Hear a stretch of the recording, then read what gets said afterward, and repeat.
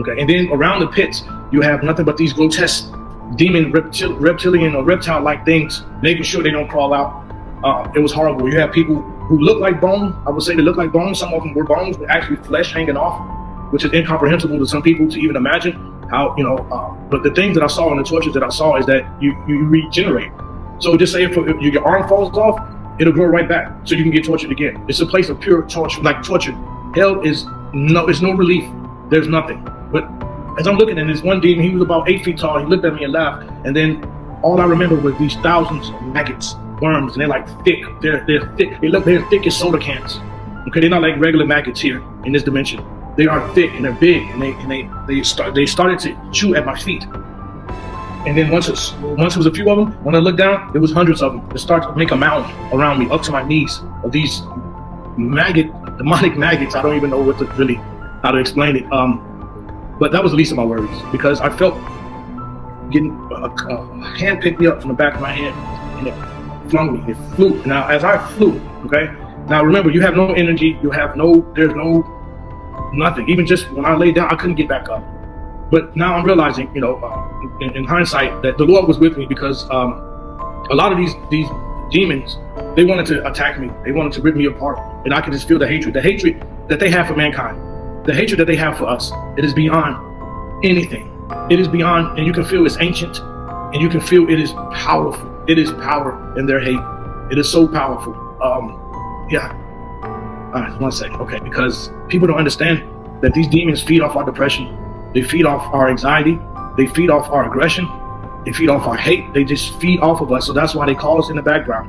They don't have the power to make us do it, but they have the power to influence situations that make us do these things. And they feed off that. And that's one thing I've learned. The hatred for us. That's why I love all mankind. Because the hatred they have for us, it would make you love all mankind and stick together against these beings. Really. We have, all the visions that are caused are just an illusions. But yeah, that's one thing. That's what I learned from that. But as I was laying on the ground, I'm sorry, I just had to just reiterate that point.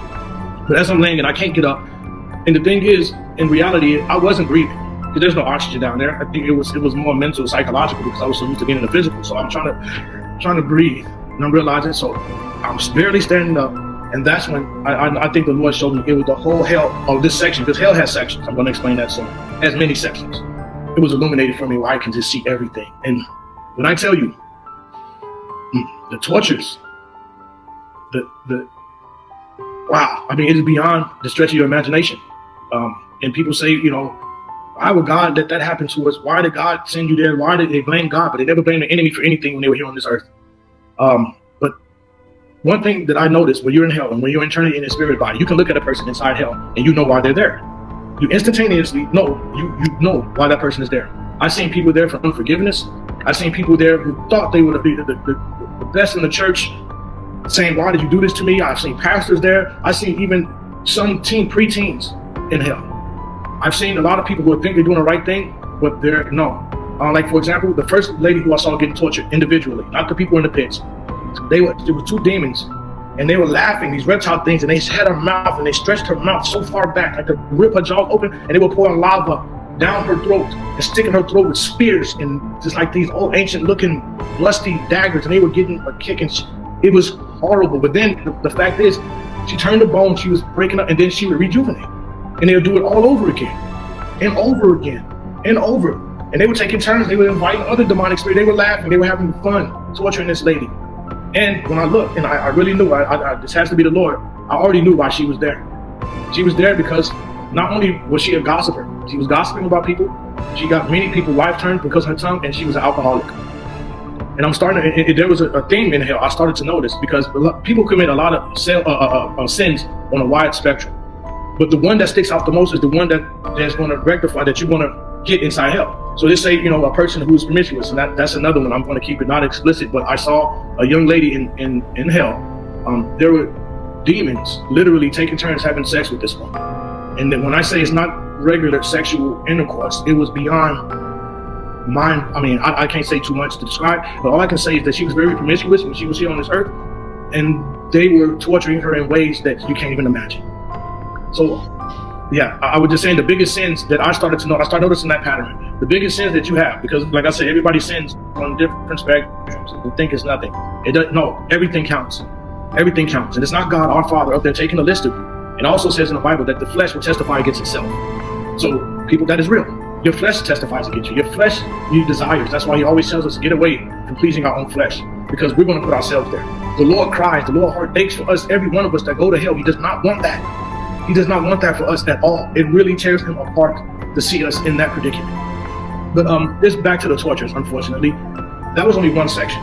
And I thought, and that's mind-blowing. That was only one section with the pits. So I thought that, no. And I think the Lord was with me. I don't know if anybody ever had a dream before where you couldn't see the person's face, but you know somebody was there standing with you. I know the Lord was with me, but I never saw him. But I knew he was the one directing me and protecting me, because these things wanted to eat me and tear me apart. But the second thing I remember is another section of hell. And that's another thing. When you move in hell, there's no really walking around where he's showing you. It was like you instantaneous. It's like teleportation. When I teleported to this other part of hell, okay, I saw these cells, okay, and I grew up in skyscrapers, uptown Chicago. Grew up on the 16th floor, and these things were taller than that. These things had to be 50 stories tall, and there was a row of them, all the way as your eyes can see, looking up. And they're open old bar cells, and there are people in them. There are people in them. Some of them look like skeletons. Some of them were just burned, like to a crisp, and they're cursing God, and they were just very angry. They're very angry to be there. There was no repentance. There was no asking for another chance. Those are the ones who were just very angry at our Lord. They were very angry. Some of them even started looking like almost a reptilian look because of the hatred coming out of them. And also, I noticed some of them been there for thousands of years. See, that's the thing. People don't understand. Time doesn't exist in eternity. It doesn't. The clock stops. And I realized that. I saw people there who were there 2,000 years, 4,000, and you just know the ancientness of it. I saw all different languages. It doesn't discriminate. The devil doesn't discriminate at all. The whole end point is to get you there. That's it. So all of this, while we're messing around with racism, we're messing around with judging others off economic status, which is just an illusion, by the way. It's about spiritual currency. It's an illusion, and it's a trap to get us there.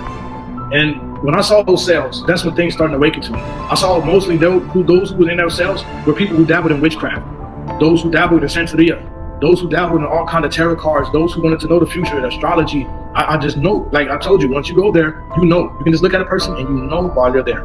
And mostly I saw there was a thing to those people in those cells, and those are the people who worship other gods or the doctrines of demons, what they call also in the scriptures. And what's so terrifying about that is that here, because I have my brush with Santeria, unfortunately growing up, and they promise you everything materialistically, but what they don't tell you is once you worship these demons, now that I know they are, I didn't know that before, they make it seem like they're positive, they're good, they're here to help mankind. The 9 principalities, and they give you all the wealth you want. You do these rituals and stuff, but you don't realize you owe them. And what you owe them is beyond this earth. You're gonna have a spot. They have a spot waiting for you. It reminds me of people who say, well, I didn't know the law. I didn't know. But if you go to court, you will still go to jail. Ignorance is not a way out of it, you all. So I'm just telling you, watch what you do.